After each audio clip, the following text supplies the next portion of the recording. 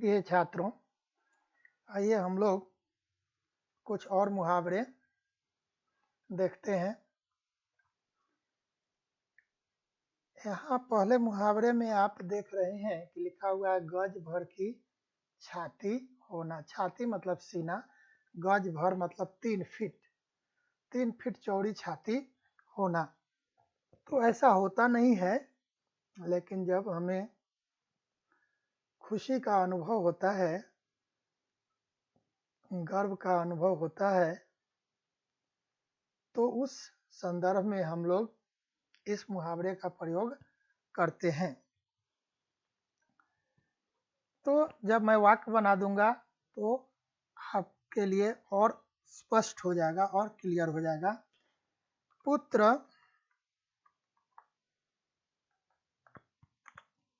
की तरक्की देखकर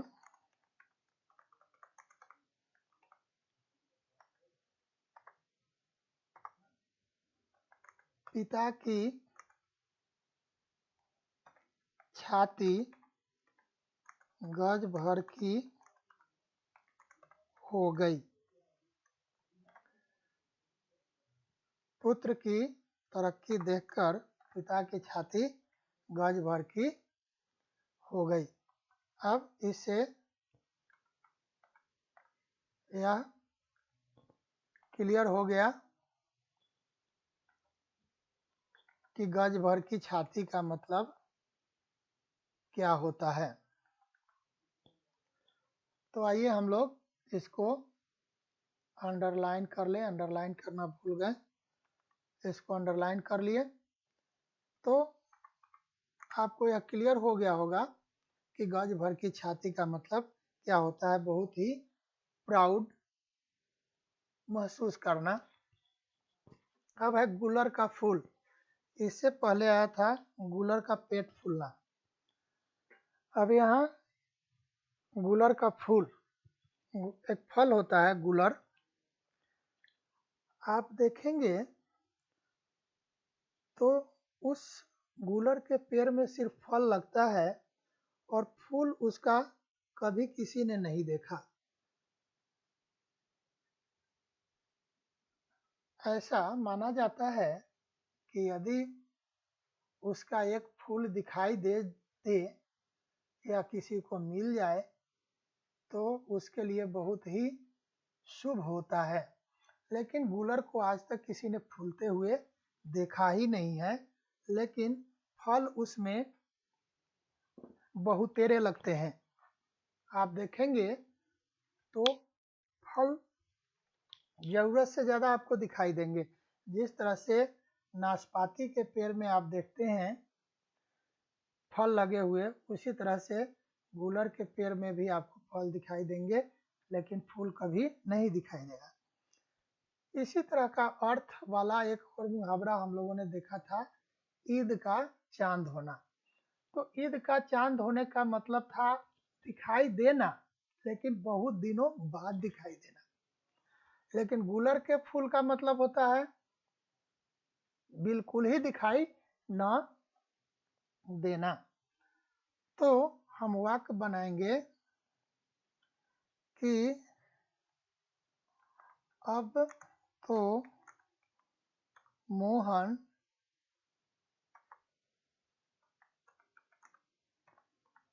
गुलर का फूल हो गया। कहने का मतलब कि अब वह बिल्कुल दिखाई ही नहीं देता है। ईद का चांद होने पर कभी कभी दिखाई देता है, लेकिन गुलर का फूल हो जाने के बाद कभी दिखाई नहीं देता है। गंगा नहाना,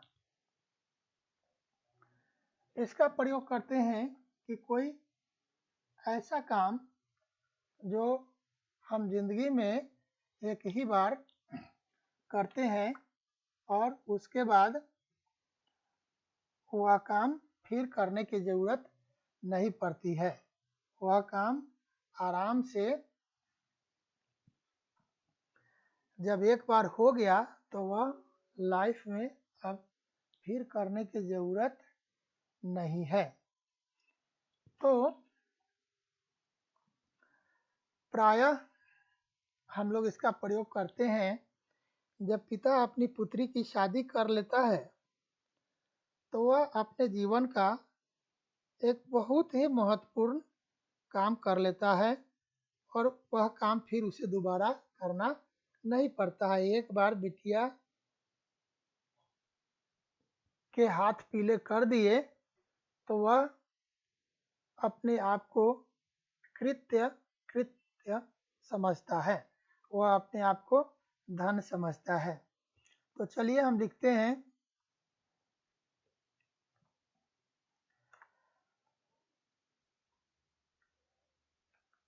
बिटिया का विवाह हो गया मानो गंगा नहा लिया। बिटिया का विवाह हो गया मानो गंगा नहा लिया। अब यह मुहावरा समाप्त हुआ। अब हम लोग अगले की तरफ बढ़ते हैं। गांठ का पूरा बहुत धनी। लिखेंगे रामलाल वेश भूषा से तो फकीर दिखता है, फकीर दिखता है। वेशभूषा से तो फकीर दिखता है, लेकिन गांठ का पूरा है।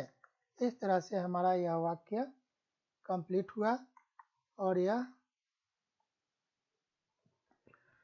अर्थ स्पष्ट हो गया। अब हम लोग अगला देखेंगे। गांठ बांधना अच्छी तरह से याद कर लेना। माता पिता अपने बच्चों को प्रायः अच्छी अच्छी बातें समझाते हैं, सिखाते हैं, बताते हैं कि ताकि उन्हें अपने जीवन पथ पर चलने में किसी प्रकार की कठिनाई न हो और बच्चे उनकी बात नहीं मानते हैं तो पिताजी कहते हैं कि मेरी बात गांठ बांध लो, नहीं तो एक दिन तुम पछताओगे। तो लिखेंगे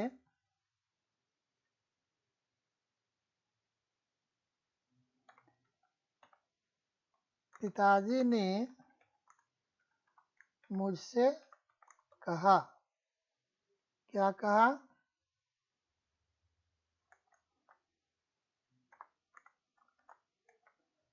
मेरी बात गांठ बांध लो, नहीं तो आजीवन पछताओगे।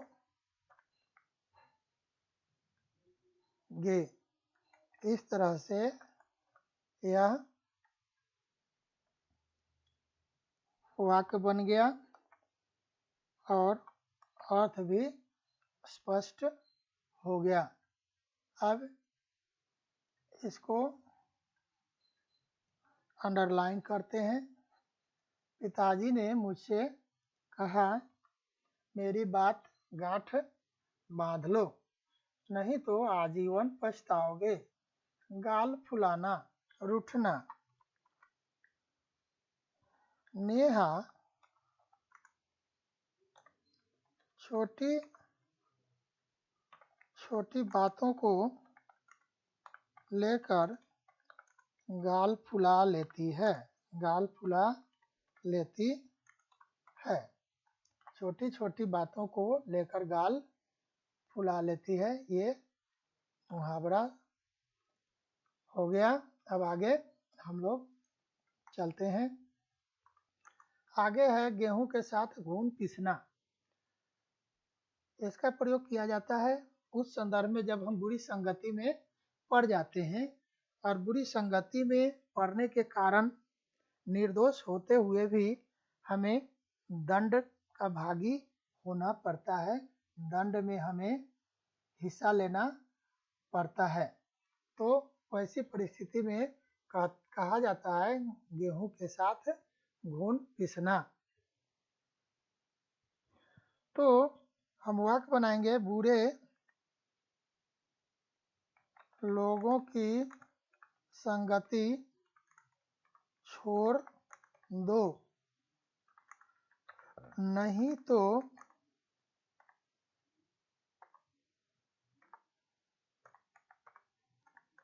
गेहूं के साथ घून की तरह पीस जाओगे। गेहूं के साथ घून की तरह पीस जाओगे।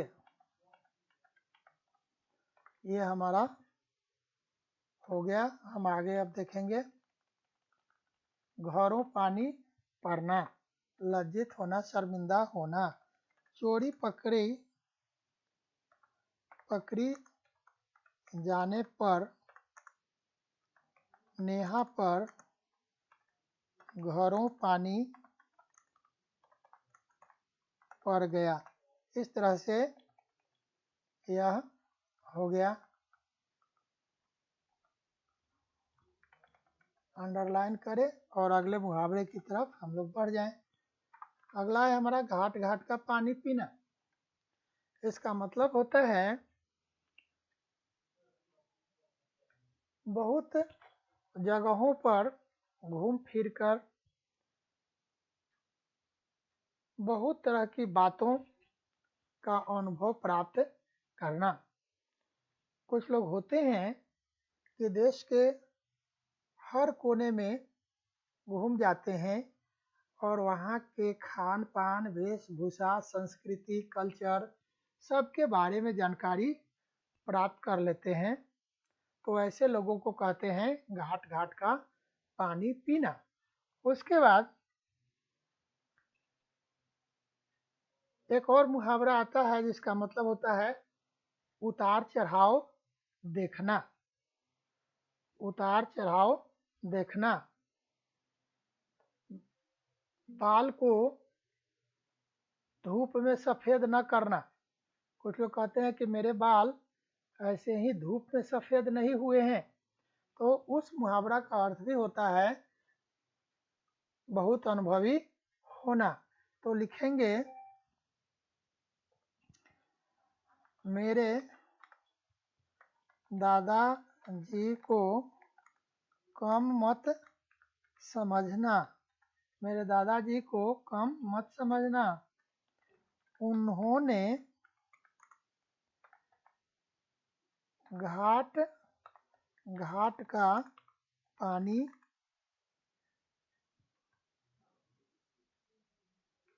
पिया है। घाट घाट का पानी पिया है। तो ये तो मुहावरा हो गया जिसको हम अंडरलाइन करते हैं। और यहाँ देखिए ये स्पेलिंग मिस्टेक है, इसको शुद्ध कर लेते हैं और आगे बढ़ते हैं। आगे है हमारा घास काटना, सही से काम न करना। हम लिखेंगे,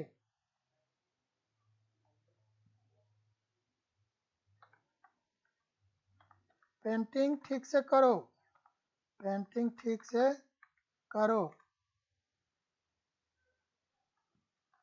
ऐसे ही घास मत काटो।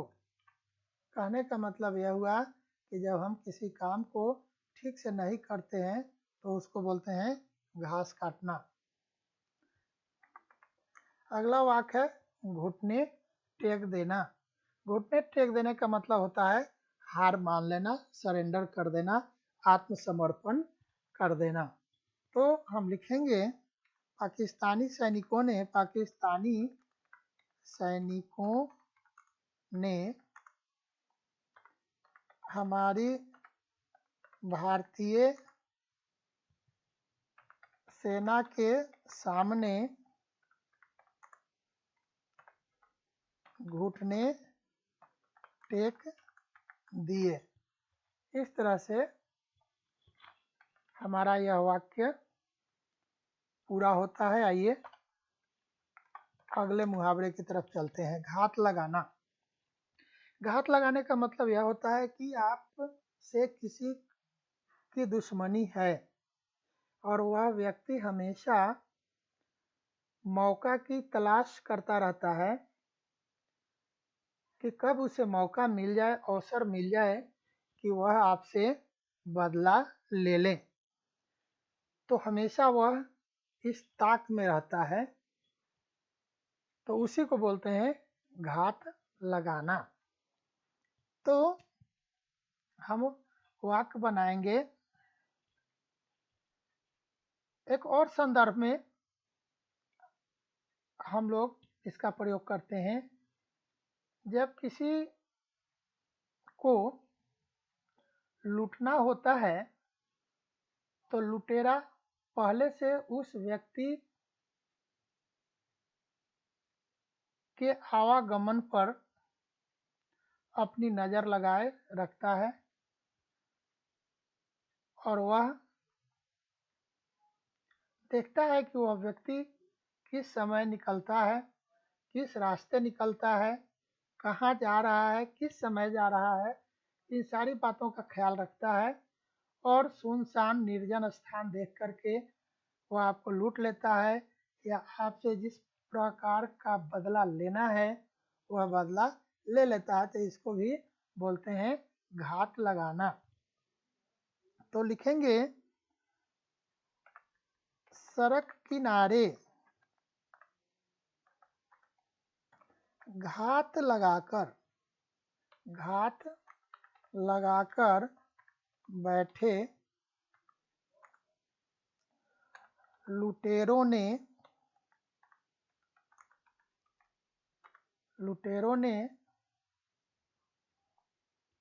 क्या किया? राहगीर को, राहगीर मतलब जो रास्ते से जाते हैं उसको,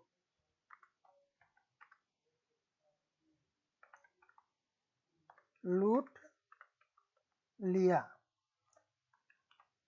अब हम पहले ये घात लगाना को अंडरलाइन करते हैं और उसके बाद यहाँ लुटेरा को हम लोग ठीक कर देते हैं। अगला देखते हैं हम लोग घोड़े बेचकर सोना, निश्चिंत होकर सोना। परीक्षा की समाप्ति के बाद, ये बहुत ही प्रचलित मुहावरा है, आप सभी जानते हैं, लेकिन सामने पड़ा तो इसका वाक्य तो मुझे बना ही देना चाहिए, इसलिए मैं बना दे रहा हूँ। परीक्षा समाप्ति पर सभी छात्र घोड़ा बेचकर ही सोते हैं। परीक्षा समाप्त होने के बाद ऐसा आप नहीं देखते होंगे कि कोई पढ़ रहा हो, है ना, शायद ही कोई होता है, नहीं तो प्रायः निश्चिंत ही हो जाते हैं। अब ये घर करना कहने का मतलब है कि आपके दिल में बैठ जाना। तो लिखेंगे दादाजी की बातें मेरे दिल में घर कर गईं। दादाजी की बातें मेरे दिल में घर कर गईं। और इस तरह से यह वाक्य पूरा होता है। अब आइए हम लोग अगला और आखिरी देखते हैं। घून लगना, बेकार हो जाना। हाँ, प्रायः यह होता है मैथमेटिक्स के संदर्भ में। मैथमेटिक्स, गणित एक ऐसा विषय है जो निरंतर अभ्यास मांगता है, निरंतर अभ्यास मांगता है। सिंगिंग ऐसी एक कला है जो निरंतर अभ्यास मांगती है। स्विमिंग ऐसी एक कला है जो निरंतर अभ्यास मांगती है। तो जब हम निरंतर अभ्यास नहीं करते हैं तो हमारी वह कला बेकार हो जाती है। हम नाचने का निरंतर अभ्यास न करें तो हम ठीक से नाच नहीं पाते हैं। मैथमेटिक्स का हम निरंतर अभ्यास न करें तो हम ठीक से सम नहीं कर पाते हैं, सवाल नहीं लगा पाते हैं। तो यह हर तरह के क्षेत्र में निरंतर अभ्यास की जरूरत पड़ती है, और जब हम नहीं करते हैं तो बेकार हो जाता है। तो उसी को कहते हैं घुन लगना। आप देखते हुएगा कि घर में जो खिड़कियां हैं, दरवाजे हैं, लकड़ी के बने हैं और घर हमेशा खुलता नहीं है, घर में हवा नहीं लगती है, झाड़ पोंछ नहीं होता है, तो उन लकड़ियों में घुन लग जाता है, वह बेकार हो जाती हैं वे लकड़ियाँ। तो उस संदर्भ में भी घुन लगना का प्रयोग करते हैं। तो हम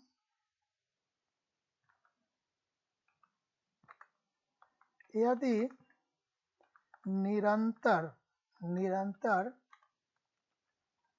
अभ्यास न करें तो हमारी निपुणता को ठीक कर लेता हूँ अभी ही। हमारी निपुणता कहते हैं हम लोग स्किल को। हमारी निपुणता में घुन लग जाता है, हमारा जो स्किल होता है वो बेकार हो जाता है। तो इस तरह से हमारा यह वाक्य पूरा होता है और हम इसको अंडरलाइन कर देते हैं, और आशा करता हूँ कि आप लोग इसको गौर से देखेंगे, सुनेंगे, समझेंगे और अपना वाक्य बनाने का अभ्यास करेंगे। धन्यवाद।